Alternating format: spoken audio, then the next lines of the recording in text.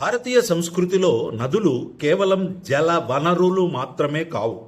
అవి మన జీవనాడులు. అవి పవిత్ర దేవతా స్వరూపాలు. వేల ఏళ్లుగా మానవ నాగరికతలను తన ఒడిలో పెంచి పోషించిన నదీమ తల్లి నేడు మనిషి స్వార్థం, అనాలోచిత చర్యల వల్ల అతలాకుతలం అవుతోంది. ఒకప్పుడు తీర్థంగా మనం సేవించిన నదీ జలాలు ఇప్పుడు కనీసం తాకటానికి కూడా వీలు లేని విధంగా విషతుల్యం కావటం అత్యంత విచారకరం. నదులు కలుషితం కావడానికి ప్రధానంగా పారిశ్రామికీకరణ, మితిమీరిన పట్టణీకరణ, పర్యావరణ స్పృహ లేకపోవడమే కారణం. కర్మాగారాల నుండి వెలువడే హానికరమైన రసాయనాలు, సీసం, పాదరసం వంటి భారీ లోహాలు ఎటువంటి శుద్ధి లేకుండా నేరుగా నదుల్లోకి వదులుతున్నారు. దీనికి తోడు నగరాల నుండి వచ్చే టన్నుల కొద్ది మురుగునీరు, ప్లాస్టిక్ వ్యర్థాలు నదీ ప్రవాహాన్ని అడ్డుకోవడమే కాకుండా నీటిలోని ప్రాణవాయువును తగ్గించి జలచరాల మరణానికి కారణమవుతున్నాయి. వ్యవసాయంలో వాడే రసాయన ఎరువులు, పురుగు మందులు వర్షపు నీటితో కలిసి నదుల్లో చేరడం వల్ల నదుల్లో నీటి నాణ్యత పూర్తిగా దెబ్బతింటోంది. ముఖ్యంగా పుణ్యక్షేత్రాలు, దేవాలయాల వద్ద నదుల పరిస్థితి మరీ ఆందోళనకరంగా ఉంది. భక్తి పేరుతో నదుల్లో విసిరే ప్లాస్టర్ ఆఫ్ ప్యారిస్ విగ్రహాలు, వాటికి పూసే రసాయన రంగులు నీటిని విషతుల్యం చేస్తున్నాయి.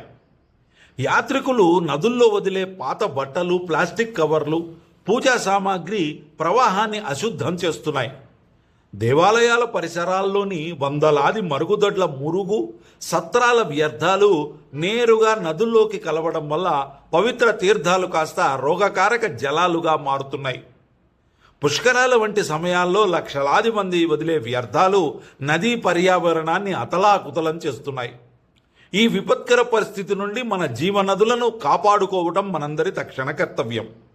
నదుల సంరక్షణకు ప్రభుత్వం కఠినమైన చట్టాలను అమలు చేయడంతో పాటు పారిశ్రామిక వ్యర్థాలను నదుల్లోకి వదిలే సంస్థలపై భారీ జరిమానాలు విధించాలి.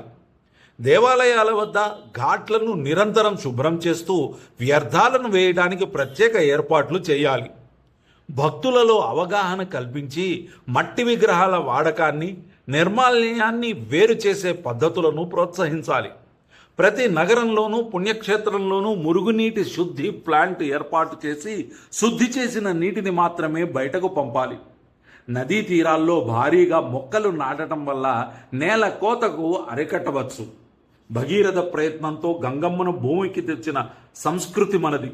అదే పట్టుదలతో మన నదులను ప్రక్షాళన చేసుకుని వాటి పూర్వ వైభవాన్ని తీసుకురావటానికి ప్రతి ఒక్కరూ కంకణం కట్టుకోవాలి.